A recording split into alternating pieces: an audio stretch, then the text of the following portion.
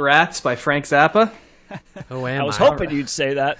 And it is just Frank Zappa as well. This is his first solo album. But before we get to that, in the montage, you heard Willie the Pimp. And now you are going to hear Peaches in Regalia.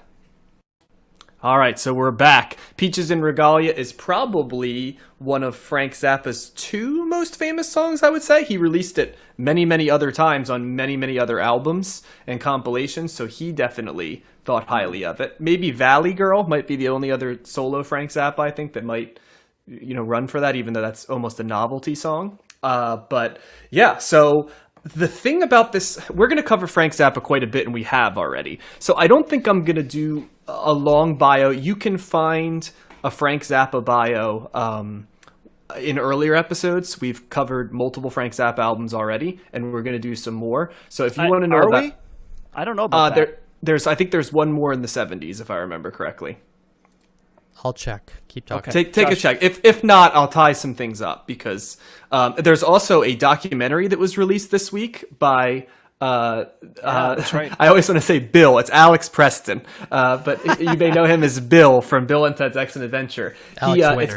Alex Winter, excuse me. I'm sorry, Alex Winter. Yes, correct. It's Bill Preston on Bill and Ted, and then Alex Winter in real life. So I merged those together. But yes, he created a documentary about Frank Zappa that's getting quite a lot of press. I actually saw quite a bit of promotional pieces this week, and I plan to watch it this weekend. I had hoped to watch it leading into this weekend, but as Matt said, we had some homework this week, so I was a little bit busy right there. What timing? Just as an incidental, we've had some really interesting timing, with our covering a podcast with a certain album and some other thing happening at that same time. Yeah, it is kind of remarkable. It is kind of remarkable how often that comes up. So if you want to find out more about early Frank Zappa and his formative ideas, there's some great bios that were done by other members of the CTS team. I'd search out past episodes. And what I want to do is kind of focus on the period in which Hot Rats was recorded, because we're going to give a little bit about what led to this album, but really what this album is known for is two things. Number one, Frank Zappa plays the guitar is number one, quite a bit, and solos on the guitar. And number two is this album is considered one of the most influential in terms of recording. So much like when I've done jazz albums and talked about jazz techniques, this is going to be one where I talk a little bit about recording techniques. So if you don't like when John goes long on something that's boring, feel free to skip past that section. I'll do it at the end so that you can go right into our review. A little bit of context for this album. In mid-1968, this album was released in October 69 for reference. But in mid-1968, Frank Zappa moves to a house on Woodrow Wilson Drive in L.A., which would become his permanent residence for the rest of his life. He'd made a couple other movements before that, but he officially is an L.A. guy for the rest of his life. At this point, he's still fronting the Mothers of Invention. He would break them up a little bit later in early to mid-1969 before creating them again just with different members of the group, which seems to be kind of a 60s thing. People having a group, breaking it up, and then reinventing the group with other members. You may remember that's basically what Eric Burdon did with the Animals. He only brought back one or two people and then created a second version of the Animals for reference. So at this point, Frank Zappa decides that he wants the Mothers of Invention to go into a more instrumental jazz and classical direction, and the original audience, which I found this fascinating, they struggled to connect with it, which is hilarious to me, because if you heard Frank Zappa's earlier albums, he wasn't exactly playing it straight to the vest at that point. But the only thing I can think of is that there was a large part of his audience that seemed to enjoy the satirical elements of what Frank Zappa was doing, and when he moved away from the satire, he lost some of that fan group. But certainly from a musical standpoint, he even early in his career was doing unusual stuff and experimenting. So I can't imagine that he lost those fans. But he referred to the music they were making as electrical chamber music. Not surprisingly, the band was not faring well financially playing that type of music. And Zappa leaves MGM for Reprise Records, a subsidiary of Warner Brothers. And they actually get a sub-label just for themselves called Bizarre Records, which is fitting, I think. But despite this, there was discord in the band, and Frank Zappa decides to break them up and become a solo artist. Some of the band members are bitter and he cuts ties with them. Other members continue to play with him for years in the second version of the Mothers of Invention and also as members of his backing bands for his solo career. We've talked about this before, but do you remember the sort of notable person that Frank Zappa invited to join the second version of the Mothers of Invention? Josh probably does not, because we covered it, Matt, in one of our standalone. I want to say it's like somebody from the Monkees, probably. It is. It's Mickey Dolenz from the Monkees. Yeah. He asked him to be the drummer in the Mothers of Invention, which I find hilarious, since Mickey Dolenz was an accidental drummer to begin with. But that's who Zappa decided he wanted to be. He loved the Monkees, didn't he? He did. He was on the Monkees TV show, and he was in their very bizarre. You want a movie to watch, Josh? Watch The Monkees Head, directed by Jack Nicholson. Yes, it's and Frank Zappa is in it with. I'm trying to remember the large animal. It's either a camel or like a emu or so. He's with something, and he's talking to the monkeys. And I thought it was a cow. Boy, I think he's like it's like a cow. It's a studio. I did see he's talking to Davy Jones. Yeah. Yes, and boy, you want to talk about a bizarre movie that was clearly done under the influence of lots of psychedelics. There's a movie for you right there. But yeah, I much like Matt throws in the Beatles references, I feel like I have to throw in the post Fab Four Monkees. Yes. They are pretty omnipresent for like an original almost gag band. You know, like it's pretty remarkable. So Hot Rats has several notable musical features, which I'm sure you guys heard. Long guitar solos by Zappa, a backing band of session players that includes pretty famous session players of the time. Don Sugarcane Harris on violins, John Guerin and Paul Humphrey playing the drums, oftentimes at the same time. Shuggy Otis on bass, who, if I remember correctly, was a ripe old 15 years old when this album was recorded. God, what a great name. Yep, it's pretty fantastic, isn't it? Yep. Ian Underwood, who was a multi-instrumentalist who played all kinds of stuff and was a member of many of Zappa's projects. The early Mothers of Invention he was in, as well as the later one, and played with them.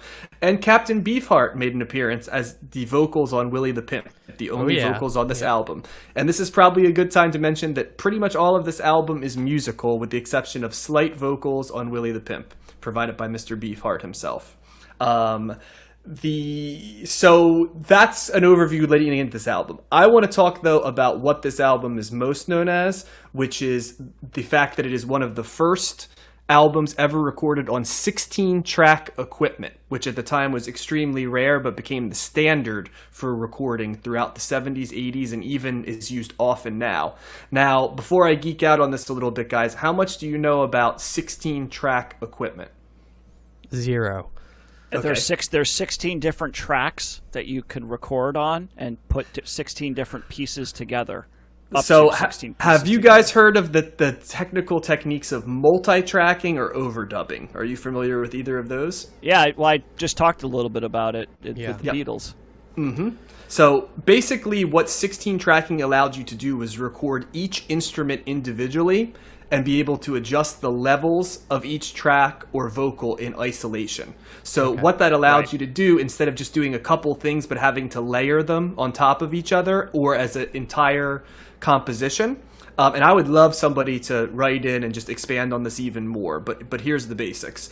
You could record each of the musical instruments, put them into the studio soup, adjust them into all different types of stuff, and then overdub and backtrack them to create novel effects, but also things that you couldn't do if you were just playing live. And that is really what Hot Rats was known as much for as the music itself, because it's a walking, when you know that, you can go back and listen to this album and you can see what the 16 track equipment does, because there aren't many albums in the 60s that sound like this, and the reason they don't is because they weren't able to do this, right? And that's part of what the lasting legacy of this album was. Well, and what it allows you to do too is you can change you can change the levels of the volume from one instrument, so you can make instruments stand out or go to fade into the background. So you can, that mixing is really where it would come in as well. Whereas if you're recording live, everything's at the same level, so it's an easier way to recording that.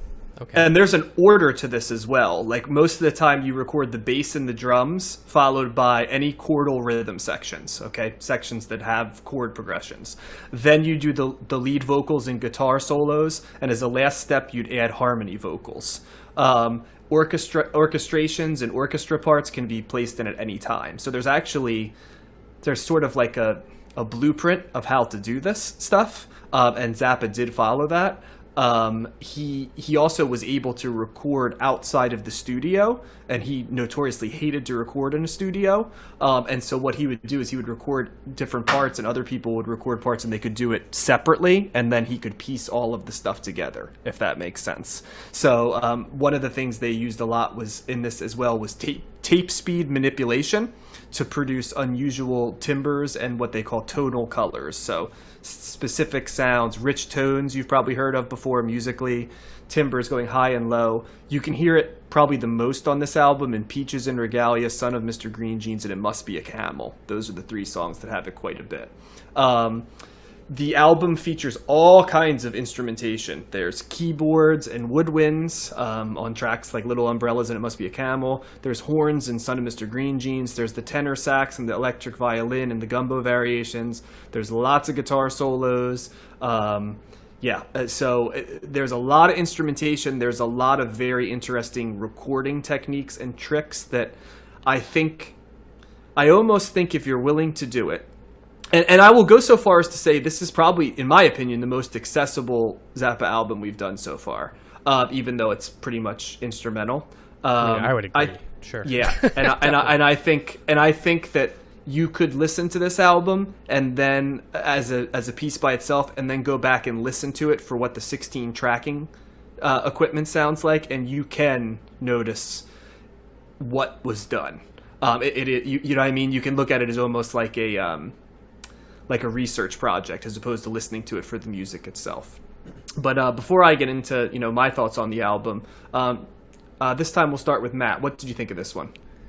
I love this album. This was a lot. This was a great record. And I agree that it's probably the most accessible of the 3 that we've listened to. I think we've gone in order. I think the least accessible was probably the first one that we covered. We're Only in It for the Money, which is like a more of a novelty album. And the second album, well, not his second album, it was actually their first album from the Mothers of Invention, Freak Out, which was a little bit of hit and miss, but a little bit of both. And this is, to me, it's very accessible. It's all instrumental. It's like this to me was a jam band album. Yep. That's a note I made too. Yeah, it was very jam bandy, but it was incorporating the blues. It was incorporating jazz and rock, jazz fusion. Yep. Classic rock. And it's great. The only song that I knew was Peaches and Regalia. It was a song that a buddy of mine put on a mix, a college buddy of mine years ago put on a mix, and also. It's a song that's covered by Fish, so I've seen them play that among well. others. Yeah, it's covered a lot. Yep. Yeah, so that one I definitely would probably say is for me it's one of Zappa's most well-known songs. But Willie the Pimp, the standout tracks, Willie the Pimp, I love that. That's awesome. Got a good hoedown kind of like violin, the fiddle or the violin or whatever. That it's like this distorted kind of like lo-fi production violin sound that's happening there is great. Mm-hmm. And the gumbo variations, I think that's the longest track on this at almost 13 minutes, and those are just great jams. Son of Mr. Green Jeans is insane. So you've got some really insane musicianship happening here that are really that are very accessible, and even people that don't like I was listening to, I think it was Willie the Pimp earlier today, and Sherry's like, I like this a lot. I'm like, well, don't look now, honey, you're kind of like a jam band song, and she goes, her response was, well, it actually sounds like they're trying, which kind of made, I was like, well, they're all trying, but I think that's a song that other people, if that's not really your genre, you might still like this. But then it kind of slows down to stuff like It Must Be a Camel, Little Umbrellas, like that more of a jazzier, loungy kind of song, type of sound. So there's a lot of different things going on here. But I loved it. I can see this being. I probably listened to this maybe 4 times this past week, and I can see this being something that even the more I listen to it, the more I'm going to like. I think that this is, even though I think it doesn't take a whole lot for you to get into this or for somebody to get into this, but I think it's going to even reward you more the more you listen to it, because I think you're going to appreciate it. But there's some great great stuff going on here, and the production stuff. It all makes sense that that's what's happening. And this doesn't sound dated. Another one of my the things I go by is whether it sounds dated, and this does not sound dated. This sounds like something that somebody could be doing yesterday. Well, because bands are still recording this way. This is how they record modern. Yeah. And so it's got a great sound. It's crisp, and it's fantastic. I was smiling the whole time. I love this record. Great. Josh? Yeah, I really like this album too. I do want to listen to it again. I didn't listen to it as much as Matt did. I think the thing that comes to mind when I listen to it is how it flows really well, from one song to the other and from within songs. Like you said, there's so much going on within track to track. There's a lot of cool instrumentation. I got some heavy bass and Little Umbrellas that was really awesome. It's almost like a rock jazz album in some respects, because definitely, because you get all sorts of, like, the guitar solos are really appreciated for me, and then you get a violin thrown in, or you get like saxophone and gumbo variations, and I really appreciated that. I was really, maybe because listening to Captain Beefheart, between this and this, I was like taken aback at how accessible this was. It was like a breath of fresh air, and not only knowing Zappa from the albums that we listened to, I'm excited to see if his other albums are like this, or if this is just kind of a one-off, because we thought Captain Beefheart was going to be one thing. It turns out to be something else later on down the road. It also struck me like as a very like electronic based album. I thought it sounded almost, and this may be the 16 tracking, but I thought it was felt very, I guess, manufactured in a way, in a good way. And I thought electrical chamber music, as he described it. Yeah, I guess so, because I thought maybe all of the instrumentation was like electronically produced or something, like in the way that we've talked about before with the synthesizers and everything like that. But you're saying that there were session musicians playing. Yeah, I guess that's what it is. And that's what I'm saying. The 16-track recording, it can't be stressed enough that like no one was doing this in the 60s, so we're not going to hear any other albums. But when you think of albums that come later in the 70s, but more so the 80s and 90s and 00s, when that becomes even more prevalent, that's why it sounds so modern, I think, because it's like you said, it almost sounds synthetic, but the reason it sounds synthetic is because it's produced. Yeah, I guess, that's right. I really loved Willie the Pimp also. It helps having Captain Beefheart sing, because I love his voice. And yeah, this is just a strong album. I did think Gumbo Variations was a little too long for me. I don't think I like songs that exceed like 9 minutes. And I don't know what the exact 9-minute cutoff rule point is, but I'm just like tapping my toes and want to move on at some point. And yeah, it was great. Yeah, and this is, to me, the first album where when people talk about Frank Zappa being a really brilliant musician, it wasn't, there weren't flashes of it in the other two albums, but this is the one where you start to realize it, because the song construction is excellent. As Josh mentioned, it's often called one of the first jazz fusion albums, and I think that's a really good description of it, because between the production, the sound is jazz meets rock, and the rock comes a lot from the fact that Frank Zappa can really play the freaking guitar, which was something that I got bits and pieces of in the first two albums. And you could see that he had it, but not like this. I mean, he goes into, I would call them gratuitous guitar solos if they weren't so good. And they work in the context of what he was doing. They never seem show-offy or anything like that. And this was the first album where I said, okay, as a arranger and as a talent and as a musician, I see it fully instead of just in bits and pieces. And the satire and the stuff that really, if the earlier album sounded dated to me, this album was the exact opposite. It sounds of this time. So it was very interesting to me that the same person could create albums that had such a profoundly different feel for me, because I normally feel like if you sound dated, that you were kind of the moment, right? You know, and if you're ahead of your time, you kind of always sounded ahead of your time. But Right. Zappa managed to do both, so that's kind of my takeaways. The instrumentation of this is great. It's the type of thing. It's my type of jam music, because they play their instruments, but they don't just play them. I would agree with Josh that, you know, the last track goes a little bit too long for me, but it's the only one that I feel like they're playing too long just to keep the jam going. You know, the rest of them are interesting enough that you stay with them the entire time, much like some of the jazz we've done, which I enjoy. Yep. So, yep. Well, I remember us saying on Mothers of Invention, right, about Zappa, it's like, we know he is good, but he's like consciously not showing his he's full subordinating talent, it, yeah. and this is like the culmination of his talent. This is like what we know he's capable of. Yep. Well, and that was kind of a surprising thing listening to this because it is so accessible, and I always thought, you know, doing those Mothers of Inventions albums, Yep. you know, one of the themes with Zappa is going against the convention, you know, and that's what basically We're Only In It For The Money was just like totally going against, you know, pop music and, you know, the whole overall scene in Los Angeles and stuff like that. And not saying that this is like falling into those scenes, but this is definitely a dude that's like creating very, very catchy, accessible music and doing it just so well. And I guess that's one of the things I'm interested in, John. Like, is this improvised or is this actually written down? That's what I couldn't tell, if like how much of this is them just improvising or how much of this is Zappa actually writing down notes and instructing people to play. Because he was a big conductor too. Like that was one of the things he did in Mothers of Invention, was very much like conducting the band. And I couldn't tell that with this record.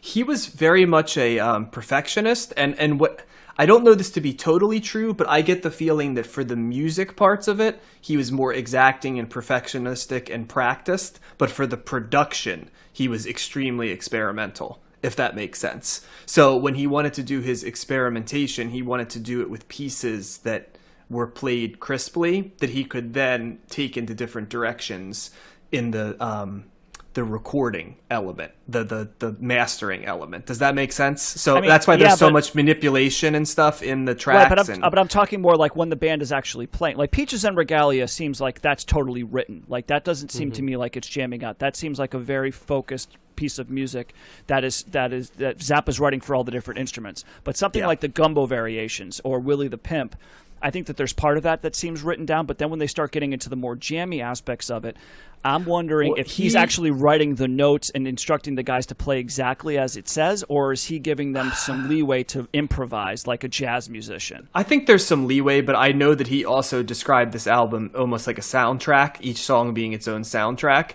and I don't think you can, if you have that sort of idea in mind, I don't know if it can be totally improvised, if that makes sense.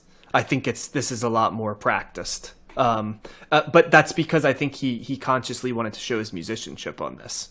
Yeah. If that makes sense. Like, you wouldn't do this many guitar tracks, you know, and record the track so many times. Right. And remember, he was recording a lot of this stuff in isolation and then putting it together.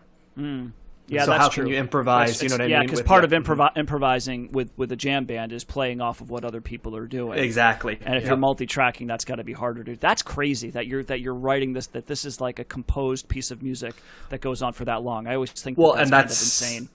That's part of why this album is considered to be. It's why it's on top of the Frank Zappa recordings of the. Besides being more accessible, it's looked at as a studio benchmark as well. The other thing I would say about this, too, is that I think I was seeing there's some saxophone in here that is reminiscent tenor of some sax. some of the avant-garde, almost Eric Dolphy, like Pharoah Sanders stuff, where you're just like blaring the saxophone. And whereas those records, I found a little harder, actually a lot harder, particularly with Dolphy, to get into. I think one of the things that I like about this is that it does have that avant-garde feel, and it's very experimental, and some of it's very harsh in some of the sounds, but it's all couched in a good bass line or a groove or a drum beat or something like Drums, that. That is grounding every piece of music in a fairly consistent way. And for me, that's like a very nice sweet spot. If you can kind of manage both of those worlds to put you in a place where you're like you know what's going on, and you can have something to hang your hat on, so to speak, and also something to take you in a different direction that's like different and unique and avant-garde. And I think that this album is very good at marrying those two worlds together. I'd agree. Yeah, I would agree too. This is a great. I think you have to listen to this album to understand what we're talking about. So, John, there's some jam band music that you like. Yeah, I consider this, though, to be jazz as much as I do jam band, to be quite honest. Yeah. And so, I don't hate anything exclusively, but yeah, it's. Oh, I think I do. If you're good. Yeah. Yep. Well, let's go to our third segment. Well, also, we won't be talking about Frank Zappa again. There's nothing in the 70s. Yeah, I thought that this was it. This was. Well, maybe I'll clean the stacks on him next week then, because I'll try to give. There's a lot more to his life. I'll try to give I'll try to synthesize it into a bite-sized cleaning the stacks segment next week, if that makes sense. Yeah, and I'm excited to see that documentary, because for the clips that I watched when I was doing the Mothers of Invention, I was just I think his interviews and his persona is just as fascinating as his music. So I think that's going to be good. Yeah, John, do you know if he continues to experiment or? Yes. Okay, I figured. yes. So yes. other albums 5 aren't times doing over. this. Yes. Okay. Gotcha. All right. So speaking of avant-garde and unlike anything else we've ever listened to, we are now going to talk about Captain